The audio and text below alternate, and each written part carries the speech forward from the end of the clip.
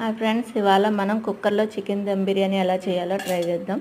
So first మనము chicken marinate చేసి పక్కన ఉంచుకోవాలి. నెక్స్ట్ ఏంటంటే మనం పొయ్యి వెలిగించి బండి పెట్టి కుక్కర్ పెట్టిన తర్వాత అందులో మసాలా దినుసులు, ఆనియన్స్, మిర్చి, కరివేపాకు, కొత్తిమీర, టమాటాస్ వేసి 2 టమాటాస్ తీసుకున్నానండి, సరిపోతుంది.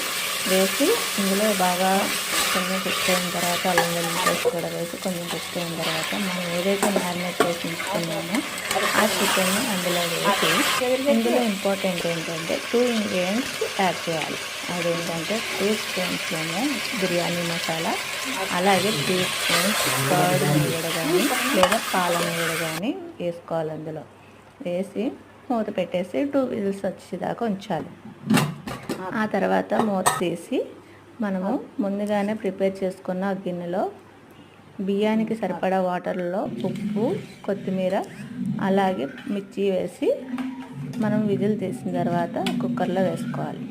ఆ రైస్ అవన్నీ వేసి కొంచెం కలిపెట్టి 1 టీ స్పూన్ నెయ్యి వేసి మూత పెట్టేసేయాలి. ఇప్పుడు మనకు కావాల్సిన బిర్యానీ రెడీ.